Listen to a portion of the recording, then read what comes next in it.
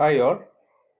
Today I am going to present two most important aspects that are going to influence the education institutions as well as students at higher education level. The academic bank of credits and multi-point programs.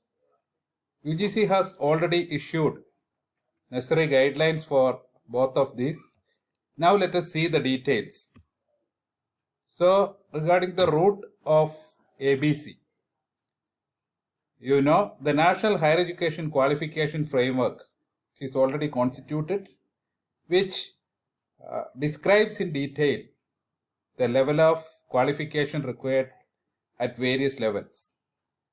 And according to this new guidelines of UGC, the entire higher education system has been classified as from level 5 to 10. So the level 5 is equivalent to the first year of undergraduate program, and the highest level is the level 10, represent the research PhD. So in this particular guidelines, years are highlighted, not semesters, though semesters are giving importance. The progress through the programs is mainly analyzed, streamlined in an year-wise fashion. So that's an important feature, and it specifies a unified pattern and structure of programs for entire higher education system. And there shall be 3-year or 4-year multidisciplinary undergraduate program leading up to research. And most importantly, institutions are responsible for uploading the credits in some digital repositories. So these are some basic aspects or basic elements which are highly significant with respect to the ABC in future. So the immediate beneficiaries or the long-term beneficiaries, all kinds of benefits of these programs will be for students. So we can say after right to education. Right to education, it's for school education, and at higher education level, it's the first attempt. It's right to credits for students of higher education. So that will be a remarkable boost for the students. And this program visualizes seamless student mobility within an institution and between higher education institutions. And there shall be a provision to save a year for students. They can save a year if they undergone a 4-year undergraduate honors program. So a learner successfully qualified a 4-year UG program can directly join for a PhD program. That's the 10th level program. So as a whole, student can save 1 year in higher education. And another benefit is that students can rejoin at necessary points of the UG as well as PG program. Only restriction laid in the guideline is that students can join only for odd semesters and exit at even semesters if they require to get the right to credits as well as to be certified properly. And there are different types of postgraduate programs also specified in the guidelines, such as 1 year, 2 year, and 5-year integrated programs. So the Ministry of Education or UGC will be the banker. So the bank shall be a digital bank of credits. Naturally, students shall be the account holders, and students have the provision for a fixed deposit of credits up to 7 years. That means they have to utilize their credits or redeem their credits within a period of 7 years. So they can, when they come out of a program, and they have to complete the program by the duration of 7 years. Then the bank provides credit recognition, credit accumulation, credit transfer, and credit redemption. No interest at all, as in the case of conventional banks.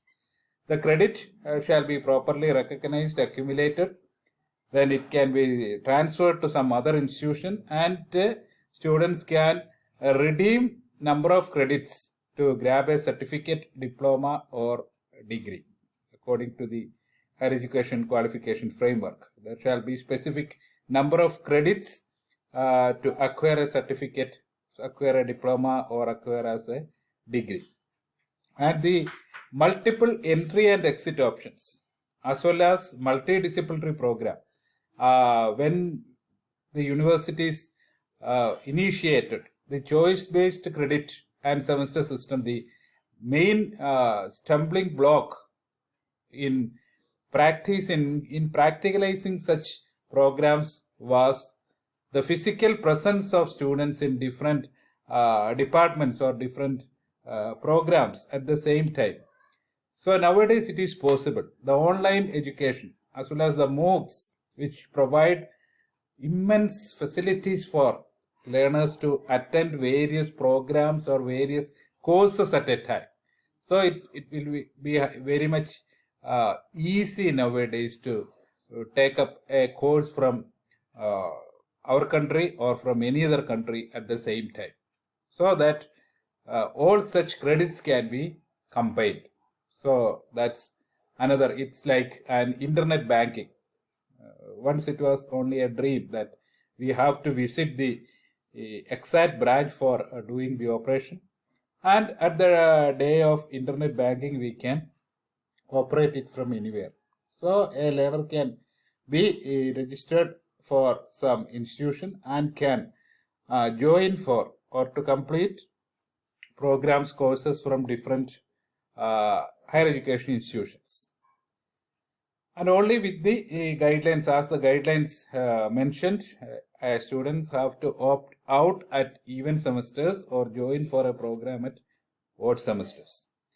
And the UGC specific regulation on MOOCs 2021, and as a part of this regulation, the MOOC program, not only by SWAYAM but any other approved institution, means the constituent colleges or universities shall have a provision in future to develop their own MOOCs, and they have to provide it as additional courses for their students as well as students from other higher education institutions or outside the country. Then the program structure. The program structure having 5 entry points, and the entry point 5, or the first entry point for higher education, the level 5 after successful completion of senior secondary or higher secondary, and at the end of first year by acquiring 36 to 40 credits. On exit, students will get a certificate, and if the learner exit out, she or he can join later at the entry point 2, that is the second year, and if they complete another 40 credits successfully, a diploma will be get on exit, and at the third year again a total of 120 credits, 108 to 120 credits, students will get a degree, and there is a fourth year, and a student can opt out at third year or continue with the fourth year, the entry point 4 for honors program, UG honors program, and by completing that program, a learner can directly join for PhD, or they require to complete only a 1 year PG program. That's another remarkable feature of this proposal. And there are 2 entry points at 4 as well as 5. At 4, the students who successfully completed the 3 years of UG program with CGPA 7.5 and above shall be enrolled for honors program, and others shall either enter for a PG diploma, that is the first year of a 2-year PG program, or they can join for a 4-semester 2-year master's level program. So this is a common structure of the program proposed. And at UG level, various types of courses and categories were proposed. There are majors based on specific discipline or interdisciplinary in nature, and a minor along the same line of discipline or interdisciplinary. Then vocational studies, then field studies, internship, community engagement and service, etc. for a maximum of 32 credits. So there are certain clarifications because all these are proposals. So when we are practicing this, there shall be various issues or doubts maybe emerges. So some of such clarification in some areas require some clarification. Say for example, honors plus PhD. So usually the National Eligibility Test, NET, is a qualification for appointment for assistant professors nowadays, and it's exclusively for those successfully completed master's degree in specified discipline. So a honors holder, though he or she completed PhD, whether it shall be considered as a equivalent qualification for appointment, or after completing honors, those students have to wait till the end of the completion of their PhD to appear for NET. That's one clarification, a major clarification from student point of view. And another aspect is that a student is going on with his or her studies, but on when they are studying at their second year, there are some advertisements of some jobs and all, and whether they are certified for the first year, though they may not exit out from the program, so that they can apply for certain jobs. That is applicable for the successive years as well. Then at present the guideline specifies that only the year-wise certification, not semester-wise or course-wise. So in future there shall be independent courses as well within a semester. So if a student complete only one semester or a set of courses in a semester, that also may be certified properly. That also may be a boon for students. If there are some, they take up some additional courses or specific courses. Then student mobility between institutions may be possible only on implementation of a common pattern. So that's very essential because it is a beginning, and only one state in India now decided to implement the national education policy, and there shall be a gap in the time requirement for implementing this particular structure and program. So any specific timeline for introduction of these programs, because it require a massive change in curriculum as well. So all these things shall be taken into consideration. Clarification shall have to come in all these areas, and moreover the traditional approach based on the product approach, though the entire guideline is focused on skills, development of skills, etc., it is still mentioned in the assessment part that even in the skill course, 1 hour theory is equal to 2 hours practical. So the weightage is still on theory. That's a main drawback in even at the technical education sector. More emphasis shall be given to practical or skill than theory. So these are some thoughts about the ABC and multiple entry and exit program. So thanks for watching the presentation. Thank you all.